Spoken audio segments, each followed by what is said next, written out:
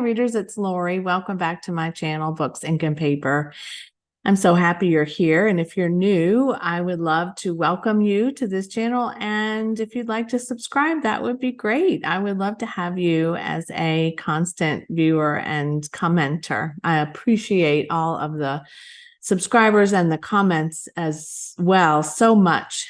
Recommendation comes from all of you, and just connecting over books. What else could we want in life than that? So today's video is hopefully a little bit earlier than usual. I'm going to talk to you about the new releases in September, and let me tell you, there are a ton of them. So I'm going to try to just summarize these quickly because we would be here all day if I don't. I am stunned at how many books are coming out in September. I'm not going to be able to read all of these. There's no question that will not happen. Some of them I will not read because they are farther along in a series than I am. But some of them I just want to bring forward for you because your taste might be very different than mine. And some of them are significant in the sense of who they're written by as well. So let's get started. The first one I'm bringing forward is The Vaster Wilds by Lauren Groff. This one really intrigues me because it has sort of it's a fantastical premise to it. It is about a servant girl who escapes the colony on which she's living and ends up in the wilderness trying to survive with just a number of possessions and really just no support whatsoever. But it also apparently is a bit of a fable about what could have been the beginnings of America. It sounds fantastic to me, honestly. And Lauren Groff is a tremendous imaginative writer, and it has pretty good ratings so far, although not too many. So I think I would like to take a look at this, and it has a great cover too. The Last Devil to Die by Richard Osman. If you are a fan, I have his first novel. I have not read it, but The Last Devil to Die is about the crooked world of antique dealers. So that's interesting, isn't it? I do think I want to read this series. I just don't know why I haven't prioritized it. And that comes out on September 19th. Bright Young Women by Jessica Knoll comes out also on September 19th. And I had just talked about a Jessica Knoll novel in another video. So this was kind of interesting to me that these correlated to my research around two things that I wanted to film. This one is interesting.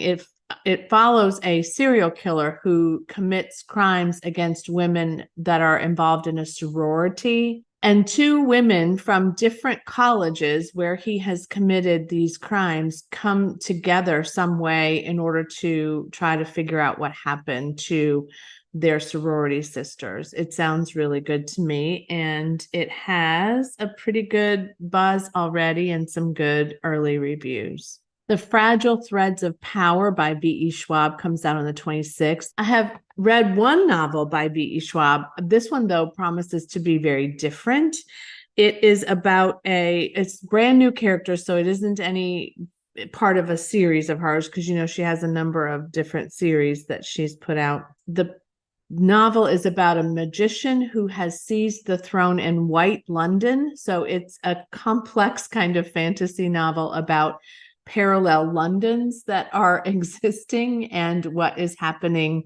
I guess maybe there's some battling between those different entities. I'm not sure. I don't want to know a whole lot about it. The Death I Gave Him by M. Liu is a modern retelling of Hamlet. It is a locked room mystery, and it features an AI Horatio. So a modern retelling that sounds really intriguing to me. And yeah, I mean, who wouldn't want an AI Horatio? Okay, this one I'm going to read you the synopsis because I can't possibly do it justice. Also, look at the cover. I mean, just really look at this cover. Okay. John Scalzi's starter villain It is a unique sci-fi caper set in the strangest of all worlds, present-day Earth. Inheriting your mysterious uncle's supervillain business is more complicated than you might imagine. Sure, there are things you'd expect. The undersea volcano layers, the minions, the plots to take over the world, the international networks of rivals who want you dead. Much harder to get used to are the sentient, language-using, computer-savvy cats, and the fact that in the overall organization, they're the management. I feel like my cat Sheldon really wants us to read this, and so I'm almost positive I'm going to get my hands on it some way. Starter Villains comes out on the 19th of September. Holly by Stephen King comes out on September 5th. This is another in the Mr. Mercedes series. It follows Holly Gibney. I have not read any of this series, but what's intriguing about this is she investigates a string of small town disappearances, but they're linked to tenured academics. So I feel like that, yeah, I mean, Stephen King has a great sense of humor as well as the ability to tell a really detailed, horrific story. If I were going to read this, though, I would probably have to go back to the beginning. But if any of you have read this series and you feel like I wouldn't need to have to go back to the beginning, let me know, because, crazy tenured academics are kind of something I'm fascinated by. Black Sheep by Rachel Harrison. This one is about a family wedding and a cult-crazed family. So they come back together for this wedding, and apparently they're pretty crazy, pretty off. I don't think I've read anything by Rachel Harrison before. So this intrigues me. If your family is literally horrific and they can't, they're breaking free from a cult or they're in a cult. I mean, that sounds great to me. And that comes out on the 12th of September. Suddenly a Murder is a debut by Lauren Munoz. And I really love this because it's also a closed circle, locked door mystery. And it's about a bunch of students that are coming together for a 1920s themed graduation party, which ends in a murder. We actually, as a family, did a 1920s murder mystery game party last Halloween, and we had so much fun. So I don't think that this is that kind of thing, but I mean, my gosh, it sounds like something I really want to read. And that comes out on the 5th of September. The River Runs South by Audrey Ingram. This one I am curious about, and I'm not ruling it out for sure. It comes out on the 5th as well. This follows a woman named Camille whose husband dies, and she wants a new, fresh start. So she takes her daughter and they travel to Alabama to just begin again. And I think her father or family lives there or had lived there. But then this man named Mac is suing the developers of this complex of homes or something or buildings because he says that they're polluting the water. And so Camille is kind of, at odds with this guy and is trying to help her dad through this lawsuit, but then discovers that perhaps there's something happening that she might be aligned more with Mac. I don't know if it's a love story as well, but it certainly sounds like a complicated kind of a story. And it was enough for me to put it forward that I might consider taking a look at it. A Beautiful Rival by Gil Paul, which also comes out on the 5th, follows a fictional version of Helena Rubinstein and Elizabeth Arden, who, as you probably know, were big fashion moguls and beauty moguls in their time. And it is a story about them as rivals and all of the scandals and the spying and the things that happened or potentially could have happened while they were building these amazingly successful businesses. I mean, these women were moguls of unparalleled success. So that one does kind of intrigue me, especially if it's based somewhat on truth. Millie Bobby Brown has a novel coming out on the 12th, which is based on her real life family. Now, if you're not familiar with Millie Bobby Brown, or you're thinking to yourself, who is Millie Bobby Brown? That sounds familiar. She is an actress that has starred in the Stranger Things series, as well as Enola Holmes, I think.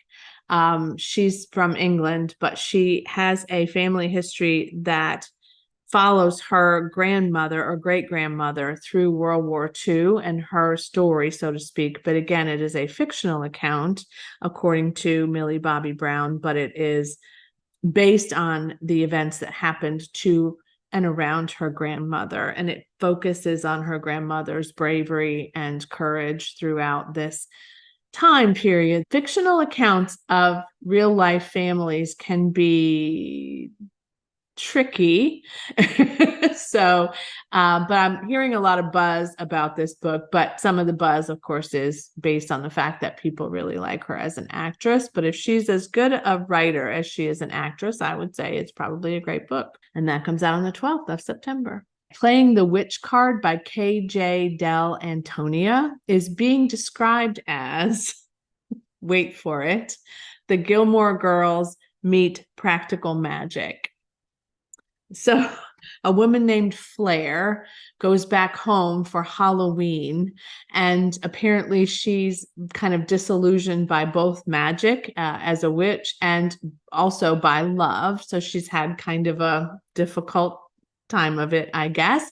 And she comes home and they're throwing this big Halloween neighborhood kind of thing, as far as I can tell. And she makes some cookies to resemble tarot cards. And when she does that, something is unleashed from her family history that is magical. And I guess it's a bit fantastical, and it sounds like a great romp. I suspect this is somewhat comedic just based on the description of it, but I don't know. It might not be. But if it's Gilmore Girls and Practical Magic, it probably is, right? So yeah, I think this one is a must read for me. And Playing the Witch Card comes out on the 12th. This Is How We End Things by R.J. Jacobs also comes out on the, does it? 12th? Yeah. It's hard to believe this many books come out on the 12th. I am intrigued by this one. It says this might be for fans of Riley Sager. I don't think it's being billed, though, as horror, but I could be wrong. This is about a group of college students who are studying the psychology of lying. And I think one of them is killed, and they are then all isolated by a snowstorm on campus.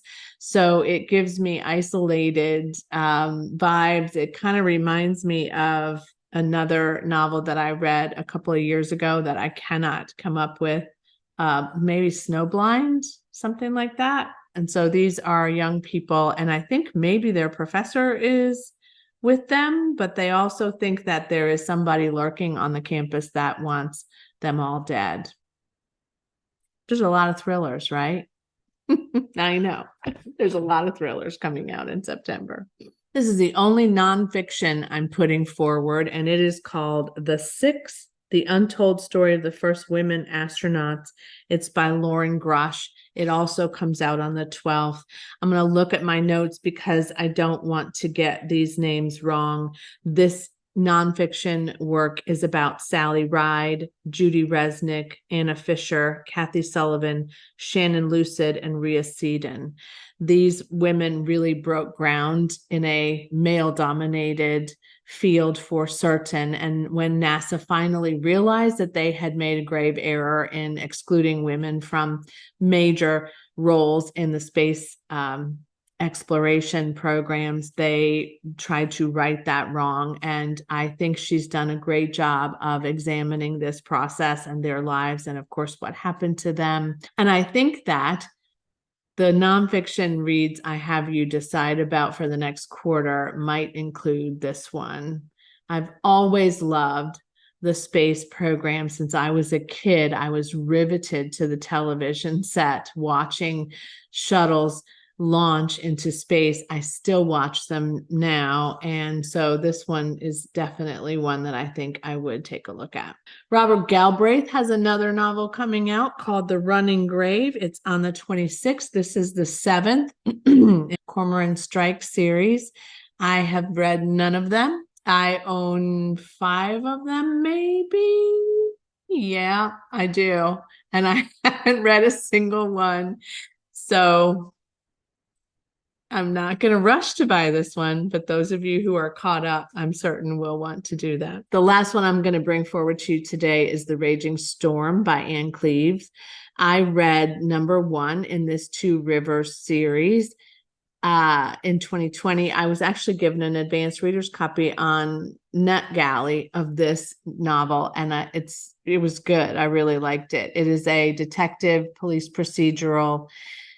Matthew Venn is the detective in this Two Rivers series. She has another series that I have not started at this point, but I would, of course, want to read book number 2 before I got to The Raging Storm. Matthew Venn is a really unique detective, I think, in the sense that he is a gay man, and he also often ends up back in this community where he was raised, and he had sort of a difficult time coming out and being in this community. And so I thought he was very well developed, and I love that about a murder police procedural mystery for sure.